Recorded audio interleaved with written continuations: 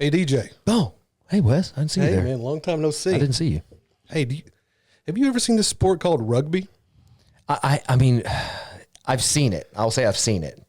Well, as the legend goes, in 1823, a boy by the name of William Webb Ellis was playing in a soccer game for his school, rugby school, when the ball was kicked and landed in his arms. The boy then ran down the field with the ball in his hands, creating a new sport right then and there that would come to be known as rugby football. So when I played basketball and just ran with the ball, I was technically inventing a new sport. I just got laughed at. Oh, yes, that's a new sport. That's an incredible fact, Wes. I'm so glad to know where the sport of rugby came from. I didn't know that before. Yeah, absolutely. Thanks for that. Yeah, cool. Hello, friends, and welcome to the Love Wylie Podcast, hosted by Wes Dorsey and DJ Shirley. Connecting people in the city we live and love.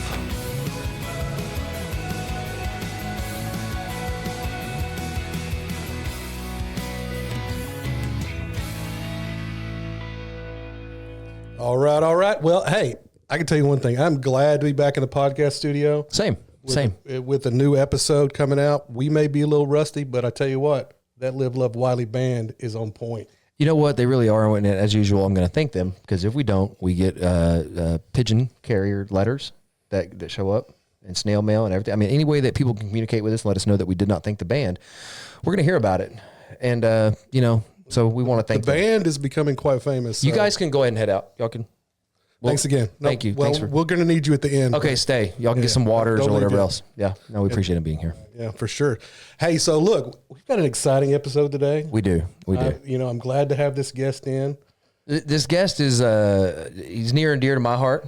Mine as well. It's a guy that I met, I think officially probably during COVID over Zoom. Chamber of Commerce did their weekly business exchange.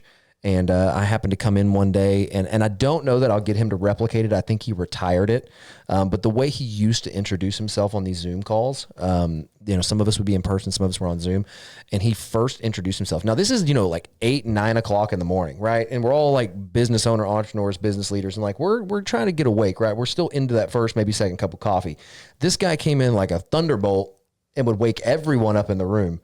It doesn't matter the time of day. And so maybe we can get him to introduce himself, but then maybe he'll do the old, I don't know. I'm going to leave that up to him. Maybe his nickname should be Thunderbolt. Oh, that's not bad. I don't know. Maybe it is on the rugby field.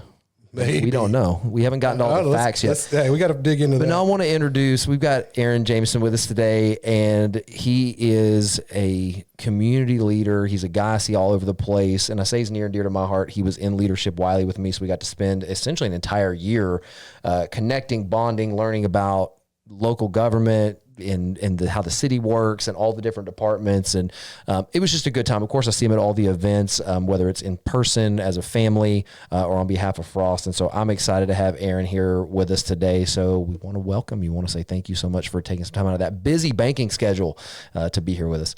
Wes, DJ, thank you for having me. Good morning, good afternoon. No matter what time you're listening to this podcast, I am glad to be here with you guys. There it is. That's Thunderbolt. That was part. Thunderbolt. Aaron, can we possibly bring it out of retirement? Could you give us a taste of what the Zoom intro used to be? I mean, no one wants a bunch of feedback and static, but it'd be, good morning, Wylie, Texas. Thank you so much. My name is Aaron Double A Jameson.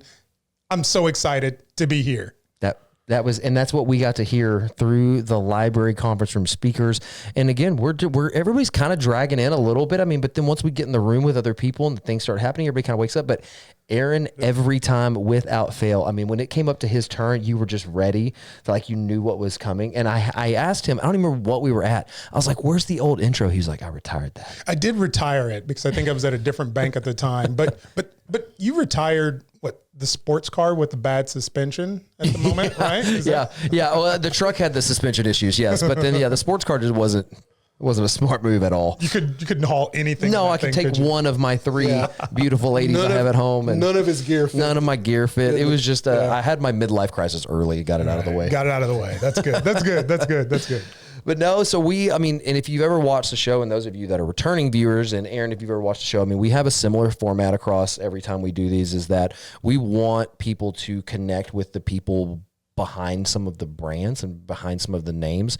And there may be a lot of folks that have seen you, whether it be at this bank or that bank, or just in the community. And obviously I know your wife works for the ISD. So it's true. There are just different ways we want people to be able to get to know Aaron. And, we'll get to some of the frost stuff, at the end. We want people to be able to know what you do and if they need something like that. But we always start at the beginning. You don't have to tell me the hospital you were born at or anything like that. I mean, if you want to, go for it. But tell us a little bit about Aaron as the person. Aaron growing up, what was Aaron into? What shaped your childhood?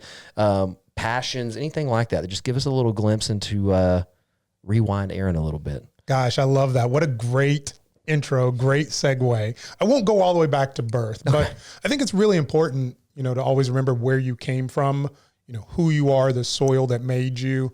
I was born in Omaha, Nebraska, so I'm Big Red by birth. I grew up in Wichita, Kansas. We won't hold that against you. That's right. I appreciate it. I know.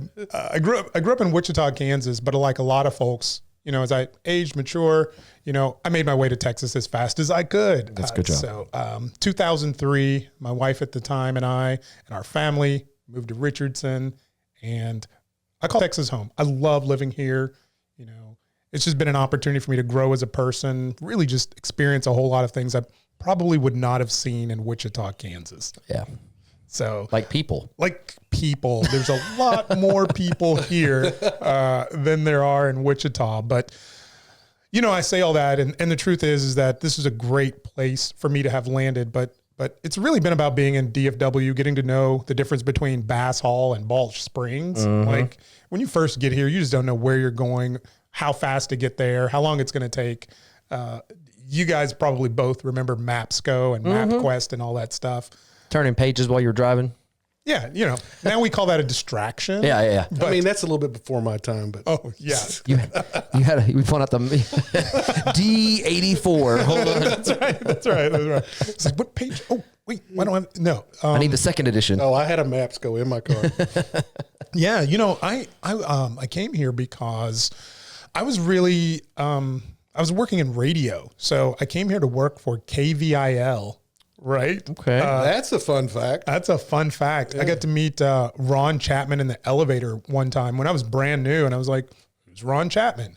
But, it gave me an opportunity to really just experience the entire Metroplex, work with different advertising customers in a lot of different areas, travel all over the city. Like I said, Bass Hall to Balch Springs, just figure out, different pockets of the area that I worked well in and that fit for me. And spent a lot of time in that Plano, Collin County, Richardson area. Still have deep ties in Richardson today.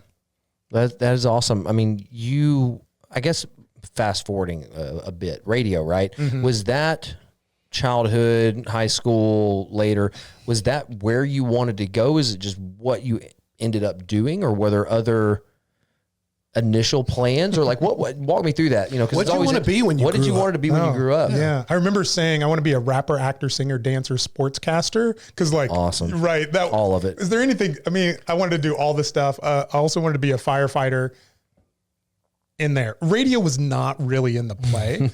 But in case you hadn't noticed, I have a little bit of a gift of gab. So my dad didn't notice at all. What you're talking about.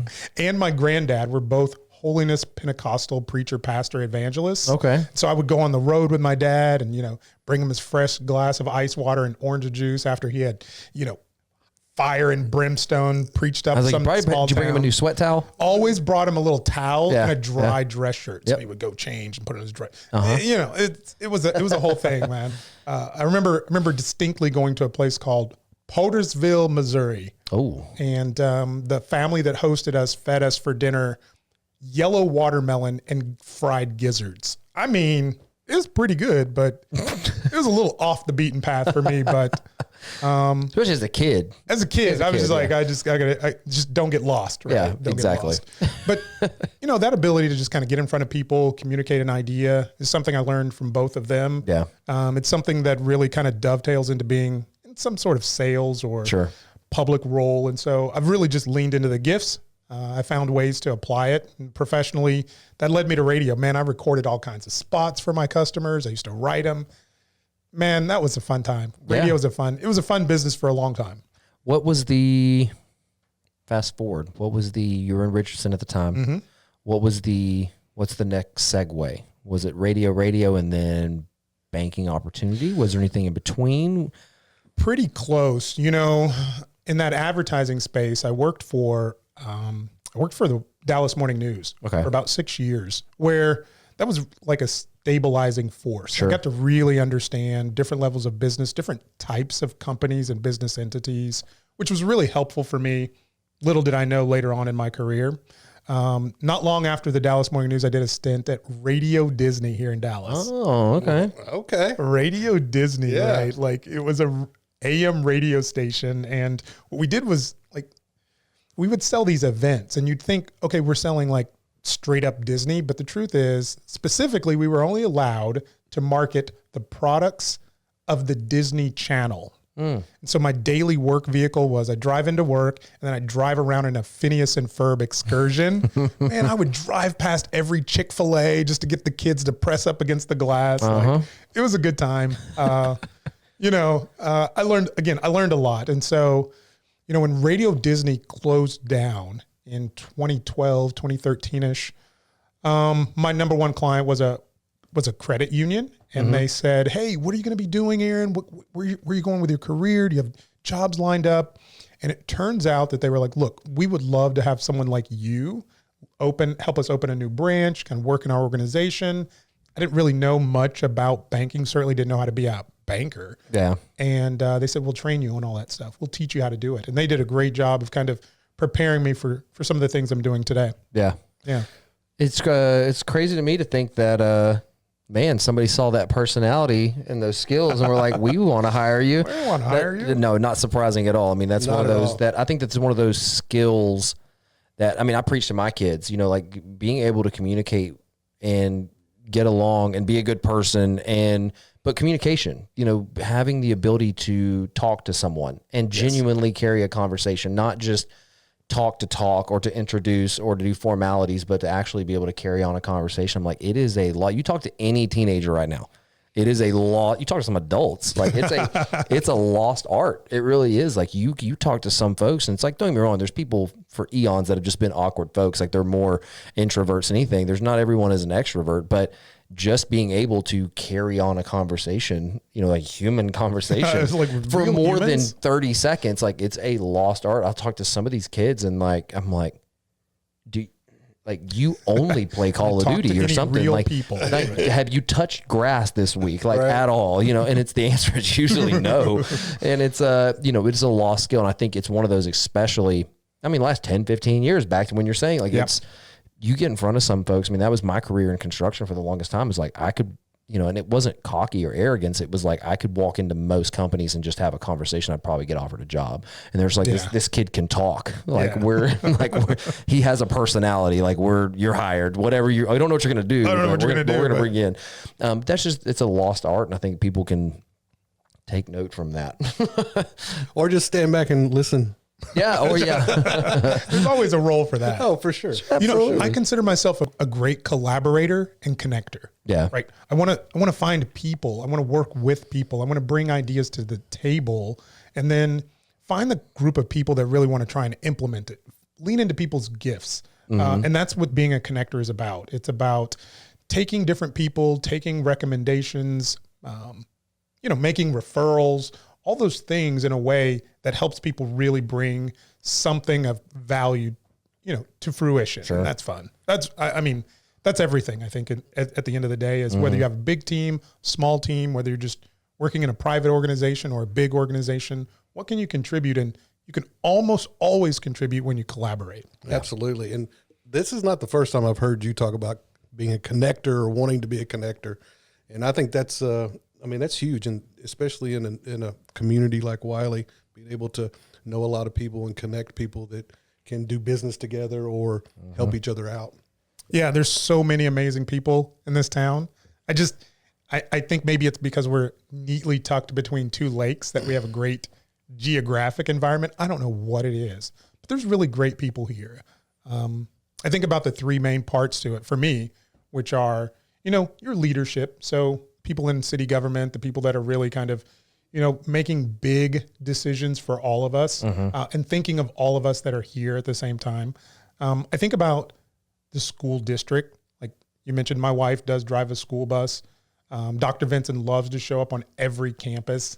I think about the people and the work that they're doing in our school district, and it's shoulders above a number of places, even here in Texas. And then that bottom part is small business, the business community in this area, the way they collaborate, support each other, lots of shout outs, lots of past referrals, opportunities to just really build those three things I think are just so important. And that's why I'm here on this podcast with you guys. I just love what's happening here in Wylie. I want to continue to contribute for a long time. Yeah. Absolutely. So before we get too far along on your journey here, let's talk about when at what point during this journey did you meet your wife and all that good stuff? We love a good romance story. It was a sunny day. Yeah. I'm going to leave all the sordid details beside for that's a different podcast, by the way. But I feel like I'm writing new pages and chapters in this love story. She's just an amazing person. She vibrates differently. That because people are drawn to her, kids are drawn to her. People's demeanor changes when she's in the room. She's smart, beautiful, and funny. I could go on and on, but the truth is that it was a tough period for me. I'd gone through a divorce. I was, working at a bank and I just was trying to keep my energy and positivity going, which, that's not always easy to do. Not always easy to do, but I keep going back to it. Yeah. And I was walking into a branch in Allen, and a colleague, a lady that I'd worked with, was like, "Hey, Aaron, I want you to meet my sister." And she introduced me to her younger sister, the most beautiful woman I'd ever seen, who was giving me the, no, as I was walking up. And I remember thinking, what a neat lady. I'd like to get to know her better. We ended up texting a little bit. This is 2016-ish. And, by that time in your life, you're like, man, I'm not going to mess around with someone else's life. I'm not going to mess around and waste my time. So we just really had some great conversations about what would it look like if we dreamed? What would it look like if we designed a life together that made sense, that checked all the boxes for things that were important to us, ways that we could contribute, being connected to family, creating a safe space for people in our community, just being those kinds of people. And we haven't stopped dreaming. That's awesome. It's been great. So think 17, we get married pretty quickly, right? We end up getting married. And there's some great photos. I think Wes is going to put those on the back roll. You'll see. Oh, 100%. Yeah, right. No, but seriously, I'll dig them off of Facebook. Dig them off my Facebook page, right? And so we just, we got married and we found a little place together. She had never been married, never lived with anyone before. So it's different. I'm a mess, by the way. Like, this polished guy you see today, it comes with gel. Like, you got to put gel in it's all the stuff. Well, let's be honest. Like, you're a dude, first of all, right? Right. Like, I mean, we need direction. Like we do. We do. But we met and we just were really just enjoying a cute little condo in Dallas. Probably could have lived there forever. Traveled the world, Dubai, Australia, New Zealand, all the things. But I snuck one past the goalie. So when I found out we were having a little boy, the plan was I'd already known that I wanted to live in a place, if I was going to raise a family, that fit that criteria. Right. And a little bit off the beaten path, right? So we're out here, what do we call it? Northeast Collin County, right? Like, we're kind of tucked away, but there's tremendous access with Highway 78. Yep. There's tremendous growth. All the services and all the things that you need are here in Wylie. And it was 2019 and we were looking for homes. Now, think 2019, right? If we only knew what was coming, we might do things differently. Sure. But it worked out perfectly for us. We found a beautiful home over here on the east side. It's a great day to be a Raider. It's always a great day to be a Raider. Yes. And so we shout out Tiffany. Oh, hold on. Shout out to right here.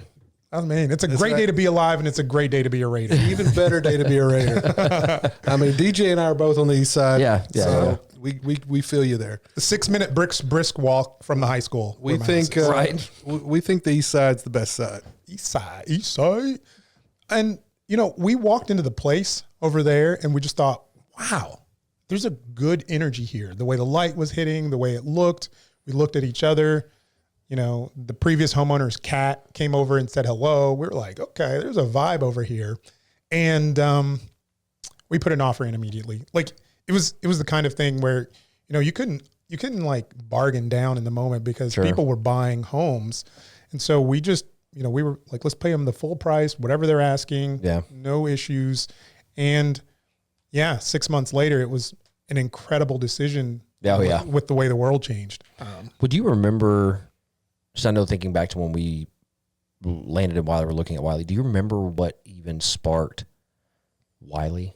Like, were you just looking at a builder? Were you looking at realestate.com and that the house happened to pop in Wylie? Was it schools? I know you were looking for that kind of, but did you know at the time, I know us, it was specifically schools. Mm-hmm. Like we were in Frisco at the time and we were looking for somewhere to build. When you found out you couldn't build in Frisco for under 600, if you're lucky. And that was years ago. Yeah, it was forever ago. 2016 actually. Yeah. So it was like, we were looking at school ratings. We were looking at, we had a couple of builders in mind that we had looked at back in the day.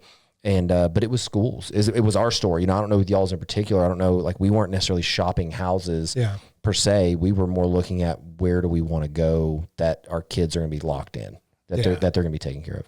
No, that's a great question. I'm glad you asked that. I lived in Allen for a number of years. Okay.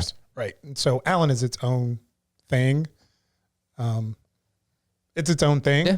And so I kind of knew that I didn't want, thinking about, my son, I didn't want to be in a place where you can get swallowed up whole, right?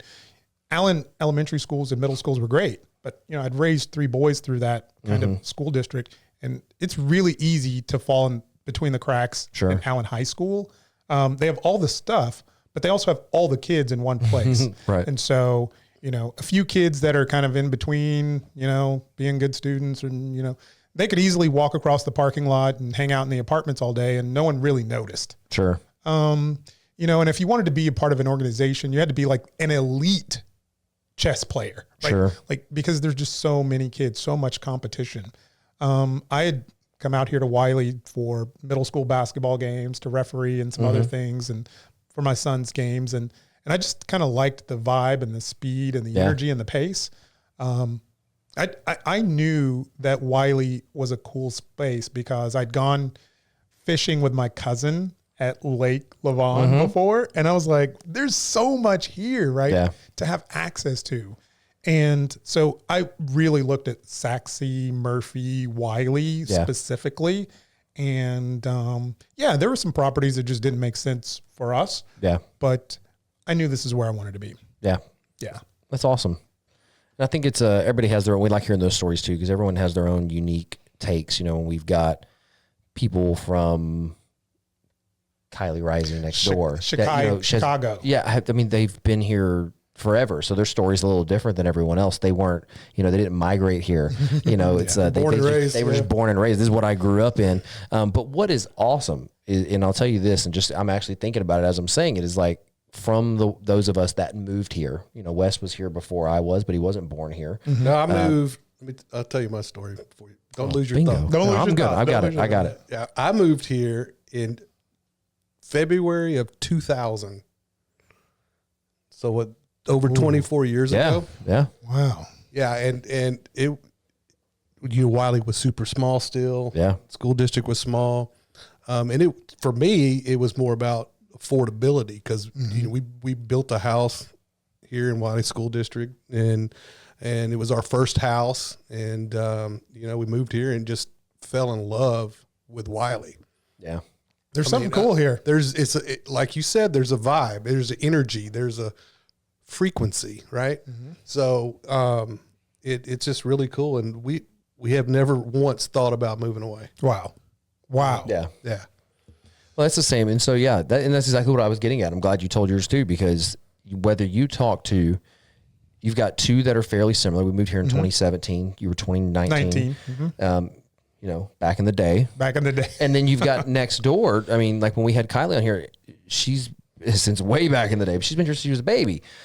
And her family's been here even longer. Across the board, though, you talk to every single one of them and the sentiment doesn't change. Like Kylie doesn't go, well, I've been here my whole life. It's just what I know that those of us that know things differently, but the sentiment is the same, that she grew up knowing this place and still feels that way, that this place is different. Like there's just something here, something in the air, the frequency, there's just something different about it, even though outside of just real world experience, she doesn't really know anything any different. This is all she's ever known. This is it. But she sees enough in the business world or just being an adult or the news, which just don't even turn it on. But you just know that there's something different about this place from the triangle you mentioned, or, the people, the individuals, everything, the iconic people that we still see walking around, some of those that have already passed, but we get to hear the stories and that are carried on and through legacy events that still happen and things. I mean, I know that they're building like Mr. Cooper, alive and kicking, and they're getting ready to build, Cooper Plaza over here. And that's incredible. Just like there's that legacy piece that's there. And then, I don't even know. Sometimes I just sit back and go, when I've gotten to meet Mr. Cooper and talk to him, when I've got to meet Dr. Draper and hang out with his son, those things that you see streets and schools, and you talk to Miss Betty Black, and like you do these things that you're like, these are the people. These are the people. This is the stories that you hear. This is them. This is the legacy that has brought, and it's cool to see things continue to keep that legacy. And speaking of Cooper Plaza, correct me if I'm wrong, are you still on the board? That's a great question. Are you still on the board, or you were? I resigned from the board. Yes. Mostly because, I didn't want there to ever be a perception of a conflict of interest. Completely understand. I hold myself to a really high standard, a high ethical standard of my profession.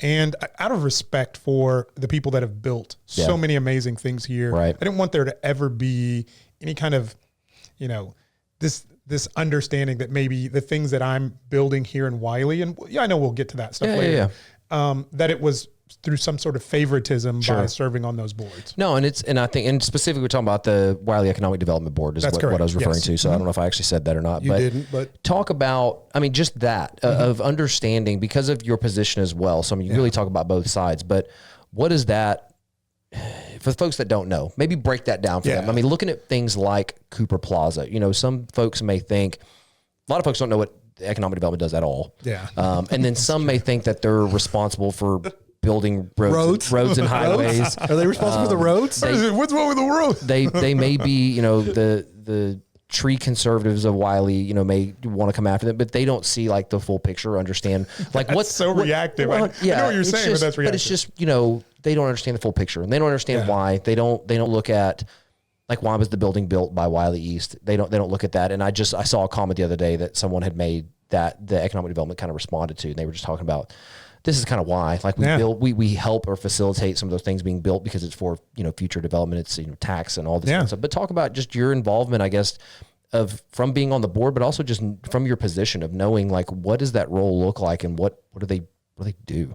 Yeah, I'm a lifelong learner. I'm always going to try and just build up my credibility by just understanding more things. One of the first things I did when I came to Wylie was walk City Hall. I wanted to go down there. I wanted to see the names of the people. I wanted to see the faces of the people that have served on city council, mayor. I wanted to meet the folks in the office. Because I know those people work so hard. We have an incredibly fiscally responsible city, hardworking, Parks and Recs teams, all those things. So I have so much respect for them. And so one of the things I wanted to do was serve. And this opportunity with the current bank, with Frost, gave me an opportunity, the support from my employer to really participate in some of those things. And so that was the first thing I did was like, is this something that makes sense? Is this going to be a benefit to me, in a way that I can contribute to my community? And so, not long prior to that, that's when I met Wes on a Citizens Bond Advisory Committee that I was appointed to. Each council member got to appoint 2 people. So it's not an elected thing. It wasn't like a popularity contest. They kind of picked people that they thought represented at least a viewpoint from that council seat. And so those things are really important. Yeah. So the Wylie Economic Development Corporation as a whole is really focused on two things: driving sales tax revenue that benefits the city. And a lot of that comes through new businesses that come to town and how well they're received. Sure. People spending their money there. And then driving, property tax revenue through the number of structures or new structures that are built within code. And so when you talk about residential structures, everybody's like, man, my taxes, this, that, and the other. But I'm always going to say a rising tide lifts all boats. But not everyone has to agree with that. But the truth is, from a revenue perspective, to have a commercial building, something like what you're talking about on Highway 78, can generate so much more revenue than putting it on the backs of residential homeowners. Yeah. And so I believe that my responsibility on that board was not to tell people what to do, not to make these big recommendations. It was truly to just give perspective as a homeowner, as a resident, and really focus on two things. One, trying, from my perspective, can I create something or give some input that really is recognized as multi-generational, meaning no matter how old or young you are in Wylie, is it going to benefit you? Right. Right? We have a lot of older folks. People have been here for a long time. I'm not talking about you, Wes. Thank you. Okay. But His eyes got all big. I know. He was like, me? Is he talking I about was like, I'm kind of offended.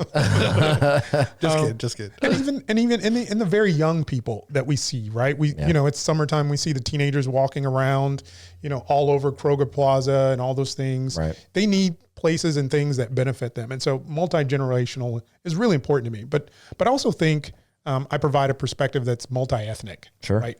I think there's lots of different types of people that live here with lots of different cultures with rich heritage. And while certain things have built this town, there are also things here where people want to enjoy and experience. And so I'm always excited when I see things like the ESFNA soccer tournament. That does both things. Yeah. It helps give people a chance or an opportunity to express, expand, and experience culture. And it provides a way to generate tax revenue for the businesses in that area. And so the time that I spent on the Economic Development Corporation board, advisory board, was really spent just kind of understanding a lot of the projects that are happening. Sure. Giving a little bit of a fiscal point of view from my experience working in banking, and just really getting to know a lot of the processes that make this town great. Yeah. No, it's unique. And I mean, I'm similar, lifelong learners. Like if you would have asked me 5 years ago, 10 years ago, like how does the city work? How does that, which shout out Leadership Wylie. Leadership Wylie. We get to learn a lot of, and that's a lot of where this comes from. Like we get to spend a day with economic development. We get to spend a day at City Hall. We get to spend a day at Collin County. We get to see and you develop a few different things. You develop a level of respect for the individuals behind it. Yes. You develop, in my opinion, I think everyone's entitled to their opinion, but you also develop, you realize that those are people, and because you don't agree with the decision, or you don't, number one, you have the ability to vote, right? And you have the ability to voice your opinion at city council and do all these things, but they're still people. And most of them, if not all of them, might be your neighbor. They live down the street. It's the same thing we joke about in our neighborhood. We live in the same neighborhood is, hey man, don't run the stop sign, cut me off or flip me off because you might live next door. Like, why would you do that in your own neighborhood? So it's kind of the same thing, it's like but you develop a level of knowledge that you're like, whoa, like I didn't know that's how that worked. That exact example that you gave of a commercial property being built and developing a certain size of taxable revenue that essentially offsets homes having to be built, schools being crowded. I mean, all the things that there's no way to know those things. Like if you're just an average homeowner, consumer person that lives, like you just don't know. You don't know. And that's why, shout out Leadership Wylie. Like it's one of those things that you can go learn some of those things by getting involved or, ask the questions. But it's again, it's same principle we go back to with Wylie. It's unique in that sense that I feel like for the most part, we have people, committees, groups, subgroups that are thinking the way you're saying, that they're sitting back going like, is this beneficial today? Is it beneficial tomorrow? Who all does it benefit? And I mean, us as residents here, we're thinking the same thing. We're all talking about like, I'm never leaving, like that could very well be our kids. I mean, like our kids could grow up and go, this is the greatest place ever. Like I'll never leave. They could be Kylie, they could be here. They could be that next generation of like, is what we're doing today, is what we're building and what we're doing. What does that look like for them? My kids are a little older, but in 10 years, 5 years, 12 years, 15, like what does that look like fast forwarding? What does Wylie look like?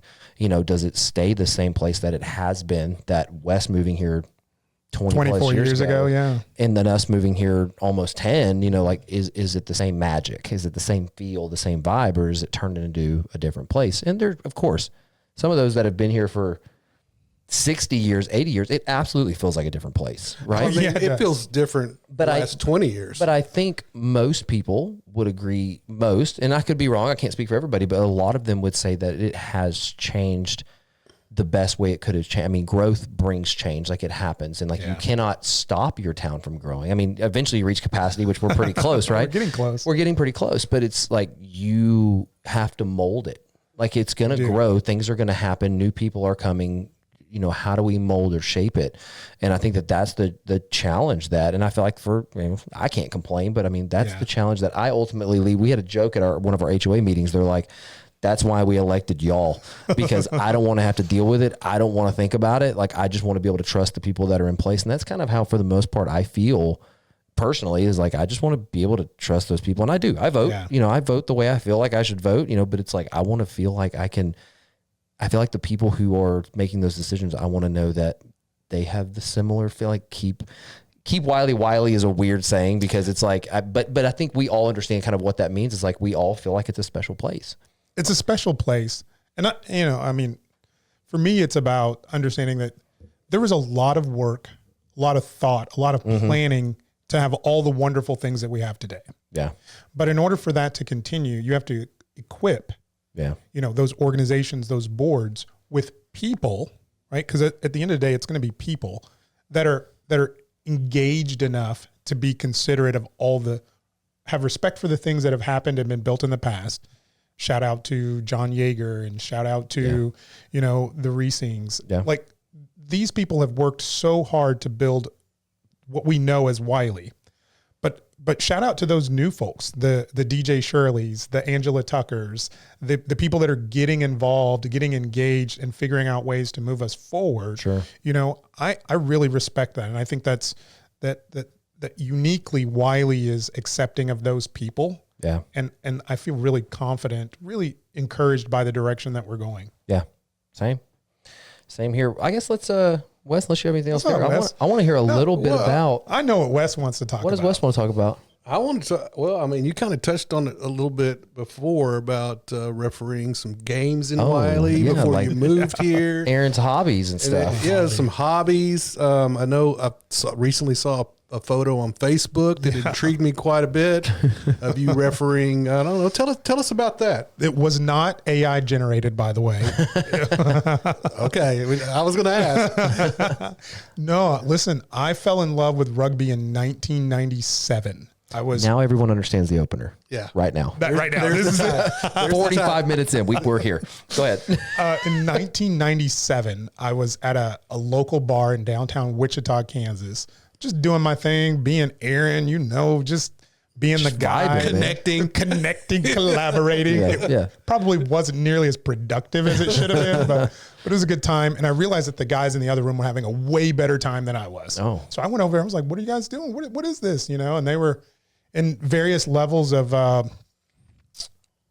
inebriation.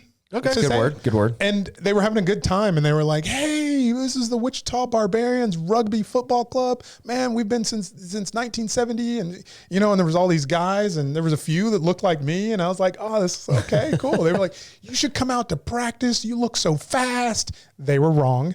And so I went out that Tuesday to North Wichita and went over to the training and had some fun. I was like, okay, I'm not in any kind of real shape to be doing this. Rugby will get you there. Yeah. That Thursday I was in tackling drills and I was like, this hurts, but it hurts so good. Right. And that Saturday I was Pittsburgh, Kansas on a B-side rugby match. Literally no idea what I was doing. Get the ball and run. Don't let that guy run past you. And on the way back from Pittsburgh, and even before then, there's a tradition in rugby where at any match, the home team hosts a social. Okay. And so, in a lot of sports, the teams play each other, go different directions. Sure. Well, in rugby, the players and the teams get together. And so you get to talk about the moments that just happened. You get to poke fun at the guy that, you used to play for that club. And there's this brotherhood, this connection there. And on my way back, I said, I don't know that I'll ever stop playing this. I don't know that I'll ever stop being around rugby. And it's true to this day. You still play? I don't play. You're referee now. I only referee. I'm a professional rugby referee. I have certifications through USA Rugby. I do the safe sports and all those things. We host monthly webinars where we go over different, scenarios. I have a team of great people that I get to work with here in North Texas, and then in Texas as a whole as part of the Texas Rugby Referee Association. I just love the sport. So I'm in a 2-week mode. Like I am in the mode. I did the Lone Star Sevens tournament. So rugby has 2 main variations, 15s, so 15 players per side, and then 7-on-7, which is 7 player a side, same size field, 7-minute halves. So you play tournament style and you play throughout the day. Like it's exhausting. Like, I bet. Yeah. No one wants to go running 100 meters and then have to do it again. Right. No. Back to back in 7 minutes. But I love refereeing. I love the support I get. I love the community of people. And so last week I did the Dallas Lone Star Sevens tournament. In true Aaron fashion, I came as an impact player, which means like coming in off the bench, right? Being a closer. Yeah, absolutely. Came out, had a great tournament, great folks. And then this weekend, the biggest rugby sevens tournament in the Southwest will be in Austin. I just can't wait to go. I haven't been there since 2021, the first year after COVID. So okay. I'm going to referee. It's Father's Day weekend. I've done it like 10 years, over the last 10 years with my older son. Oh, that's cool. And he's riding down with me. He's going to play for the local team that's based here in Wylie. There is a team based here in Wylie. All right. Didn't know that. And Shout out to the Dallas Athletic Rugby Club, better known as DARK. Over on Elm Grove, like when you're going to the dump. Yeah. On that little road, it's like a create-a player field. Like if you were saying, I'm going to make a rugby field in Texas, it would have barbed wire around the outside. There'd be horses, cows on the other side of the pasture, and there'd be a beautifully manicured patch of a pitch with beautiful posts. And they have it. They have cold tubs. They have showers. They also have benches and risers for teams. They have like a little food truck that they do when they host, place to store kegs. And then they also have like, my favorite thing is they have a big fire pit. So when it's cool, you're out there after a training or a special session. What a great group of guys. That's awesome. Again, That sounds like a good time. yeah. That sounds like a good time. Listen, I'm inviting everybody. I invite everybody all the time. I think people need to really experience rugby to kind of get a feel for it, but just the most inclusive sport on the planet to me. So this is just a weird transition because I actually saw a video of some rugby going on online. And then I looked at my wife. I said, "Do you know anything about rugby? Do you know the rules?" I have no idea how this game is. I see them running with the ball, and then they like kick it or whatever. Yeah. I mean, I don't know the rules. No. And then it wasn't 2 days later, I see a photo of Aaron on Facebook refereeing rugby, and I said, "Well, now I'm going to talk to Aaron and find out. I'm going to find out the rules. I'm going to find out the rurules and understand this game because it looks fun." Wes is going to be upgrading his satellite package so we can get all the rugby games now. No. Listen, this is what we do, guys. So Wes and I are going to go up to Colorado. We're going to go up to Aspen and play in one of the most famous rugby tournaments. Kind of just take a group of guys and go up there, and they have divisions. We'll play in the 45 and older division. Yeah. Yeah. I barely fit in that. Me too. I'll bring a camera. Yeah, I think we need to document it. That's worth it. I mean, to play with the mountains at a backdrop that's and a awesome. bunch of guys, like that's on my rugby bucket list, as well as refereeing in Argentina, as well as Ireland. Those are on your list. Those are on my life list. List. Shout out Chef Drew Myers. Yeah. Because the culture is global. Like this is a sport that's played all over the world.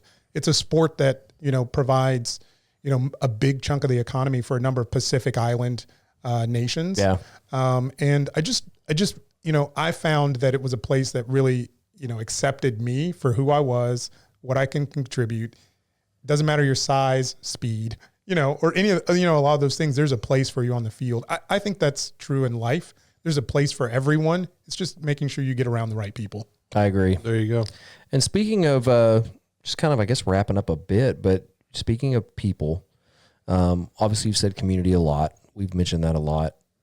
Talk us through, because we want to give a shout out to Frost, and we want to appreciate them giving you the time to be able to be here and the opportunity to be involved in the community. But I guess walk us through that a little bit. Walk us through a little bit of your community involvement, what you do over at Frost, because any small business, right? Small business, startup business, entrepreneur, all of us need to know that guy that can explain the ropes to us and tell us how it works. And having a great banking partner is important getting into business. But even for the average, just a homeowner, having that relationship with their bank, it's important to me, and I think it's important to a lot of people. But I guess start with the community side. Tell us a little bit about. I don't mean to cut you off. Go for it. It's just you talk a lot, but I'm just here. I like here to segue. Frost is a relatively new location here in Wylie. That's true, right? Yes. So kind of, the branch is new here. People may not even realize that it's right there by Tom Thumb. It does not smell like Fuzzies. I've been in there. It does not. It does not. Like. Smells fresh and they're new. in the old Fuzzy spot. Fuzzy's location. Yeah. So now what DJ said. I mean, about the spot, right? So if you're looking for where you can find me, right? It's probably not the best track record because Blockbuster was there before. Right? See, I didn't know that. I know that. Yeah. But the good news is that Fuzzies is thriving. So we took over that space. Frost has been serving Texas for over 156 years. It is based out of San Antonio, Texas, where it was founded through a mercantile through the Frost family. And today, like what is today? June 13th. Yes. Thursday. Right? There are still about half a dozen folks with the last name Frost that work at the bank. Oh, it's awesome. So a publicly traded company, about $50 billion in assets, one of the 50 largest banks in the country. For a long time, you were right. There was only one Frost location in Collin County, which seems crazy, right? Right. Yeah. But we're in the middle or towards the back end of a really big expansion. We've added 21 branches to the Dallas side of Dallas-Fort Worth in the last 3 years. And I'm a part of that expansion. So I got an opportunity to lead a commercial banking team out of our Wylie Financial Center, which is amazing. It is the pinnacle of my career. I'm having the most fun I've ever had working with the best people I've ever worked with. So, the work that I get to do real specifically is I work closely with businesses with 0 to 10 million in annual revenue. And let's be honest, a lot of us are working to get to that first million. It's a big category. It's a big category, right? But once you get something going, you want it to, scale. For sure. And then I work with loan amounts, generally under 2 million. Over that, I have a number of specialists that I work with to get those credits done. But I don't think about that stuff. Like that's the business banker part of my title. And I know that if I continue to do the right things, I take care of the people in front of me, I'm going to get all I need from that. And I'm going to continue to deliver great service because the bank has it all in place. Yeah. But the other part of my role, and it's actually I think it's on my card or my LinkedIn profile, is a community leader, which is a role that the bank has designated for someone who kind of has my personality, that's willing to go out and meet people, have conversations with the chamber, with the EDCs, with local business owners. I get to direct a lot of the marketing dollars and where they're spent in town. Yeah. I'm responsible for the success of the overall trade area, meaning, how are the retail teams doing? Are we taking care of our customers? Are we getting good feedback? And so that stuff's fun. Like to me, that's the fun part. Yeah. They're quick to support me to be involved with things like Leadership Wylie or Boots and Barbecue. And because those are the things that really matter to the bank. Because at the end of the day, and this is part of my new tagline, is that at Frost, we bank people. Yeah. And I get an opportunity to get to know people, get to sit down for lunch at Frankie's or the South or Creekside and just have a conversation about where you want to take your business. Yeah. I don't spend a lot of time selling, but I do help you identify where we can help you and make recommendations accordingly. So I'm having a time of my life. I have great support. I was in Frisco this morning meeting with other expansion bankers. We were talking specifically about the things that we need to be doing to make sure that we're taking care of small business customers. As I mentioned in my triangle, small business, as revealed by, what we went through in 2020, right, needs the expertise of a banker. Mm-hmm. And so whether you've seen a TikTok that says you should, have a relationship with a banker or get a, in a lot of ways, that's absolutely true. And I'm here for it. I'm here to go on that journey with you, whether it's, just a small little micro economy around your family and a few other folks, or if you're trying to build a huge enterprise. I'm just excited to have the opportunity to lead a team and do what I can to contribute.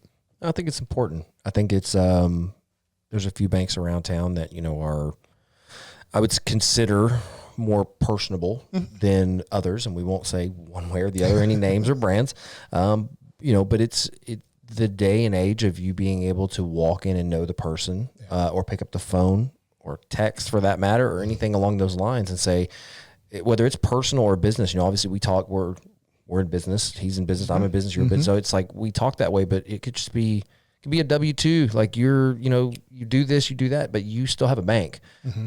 And when you have an issue that pops up, to be able to know, like, I'm going to go talk to Aaron. I'm going to go down there. He'll help me handle it. Even if they're a personal customer, but they know you, it's like you're going to get them to the right person. That's right. Every time. And I think there's just, again, we talk about communication being a lost art. There's a lot of things that are lost arts, and one of those is like that connection of like community and simply knowing the people around you, like Wes being a realtor and people being like, there's no second thought. Like, I mean, he knows the area. He's plugged into the schools. He knows the people. Like, that's who I'm going to go with. With what I do, people, like, that's the guy. When it comes to like banking, it's like, it's the same way. Like, you want to, the saying of like, Gino says it all the time, I know a guy. That's right. And it's hilarious, but it's like, he's genuinely means that. If someone asked him, I need a painter, I need a drywall guy, I need a tire shop, I need, I know a guy, because Gino's plugged in that way too, because he feels the same thing we feel about the community. So I completely agree with you. Like, any of you that are banking at anywhere else. Well, listen, there's the big three, right? And they have their own model. Sure. Right. Sure. And if you've ever felt like you were just, an afterthought to them. A number. Yeah. Let's just have a conversation. Sure. Right. Let's just talk about, what should banks be doing for you? Yeah. What are important to you in your business? Right. Is it connecting your personal in your business? Is it something, looking out into the future? Is it right now? Yeah. Let's have those conversations. And, Frost really encourages me to get face to face. We have something called a blue book. And one of the tenets is to just really be focused on not letting technology get in the way of important conversations. Sure. So, yeah, call me, come by. Yeah. Hang out. Stop in. We have coffee.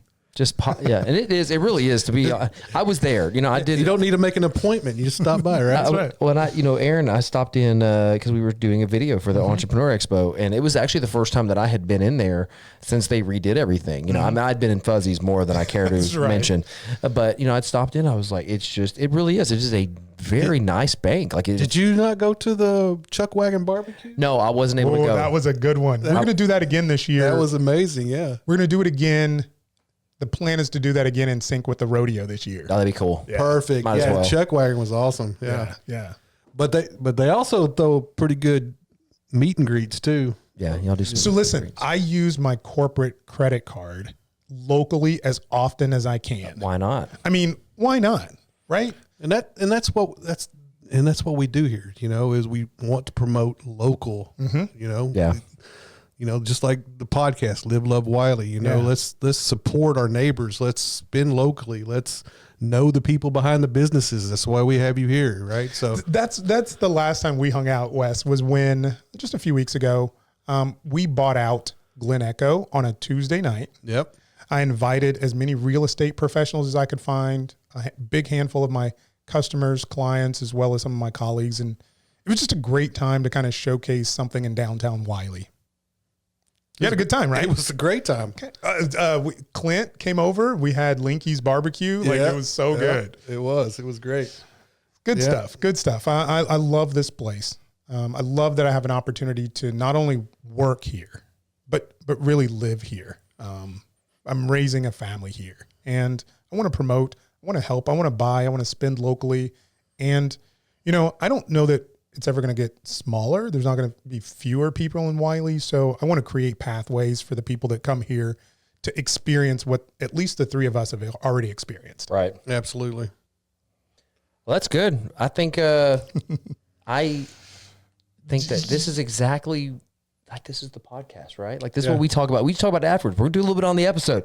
It's like, this is the podcast. Like, this is we want people to do exactly what just happened. It's like, I feel like someone could watch this episode and go, I didn't know Aaron. Now I do, regardless if I'm looking for a bank or not. Right. It wasn't about that. We Not love about to. We that. want people to know what you do, because again, we want people to. Now I know a guy. They're like, I've been looking for a bank, and now they've got one because of we played some small part in that. But it's really about when people see you, they know. They kind of already know you a little bit. So that's the magic of the Live Love Wylie podcast. Love it. So I want to say thank you for being here. I know the banker life. I mean, you're basically already clocked out from what I understand, but close getting there. No, but you've got a lot going on, especially with your role with the bank. You got a lot going on, a lot of folks to reach out to and meet up with. So I appreciate you coming in and hanging out with us. Can I throw some thank yous and shout outs? Please go for it. I want to shout out my team over at Frost Bank, starting with Debbie Ambriotti. She's so amazing. Debbie's great. She's been in Wylie since '87. I don't know that I could get this done or do it efficiently without her. She's amazing. My private bank partner, Eric Chapman, he used to manage one of those big banks that are here in town. Then he switched to the private banking side. So he's helping folks with, HELOCs and That's how they want to plan their retirement. We work really closely together. And just a shout out to the whole retail team over there. I can't leave this podcast without giving a shout out to, the mayor, Renee Ollie, Mr. Parker, the leadership over there. I just really respect those folks. They've just done an amazing job of kind of preparing this city for all the things, the changes, the things that are happening. And man, I'd be a fool if I didn't shout out my wife. Yeah. What an amazing human being. I'm so fortunate. We have a little guy that's running around playing baseball and soccer here in Wylie. I actually, when I can, I move our sports and play in the Wylie leagues just to be a part of that. My neighbors, shout out to you guys. We powwow all the time at each other's house, watch each other's dogs. And I think that's what community is really about. So, if you think I'm on here to try and, get your business, that's not what I'm here for. I'm here because I really care about the people here. Yeah. I was invited by Wes and DJ. I just respect the work that you all are doing so much. So thanks for having me. Absolutely, man. I appreciate you taking that time out. We got to get him back over there so he can help people get some loans and stuff. I know, right? Yeah, that's awesome. Well, it's been a great podcast, man. Aaron, thanks for coming in. I know it was kind of short notice, but we appreciate you making the time to come and hang out and visit with us. Let us get to know you. Thank you. Stay ready. You don't have to get ready. Oh, we're not saying anything else. Just close it. Oh, see you. Bye. Bye.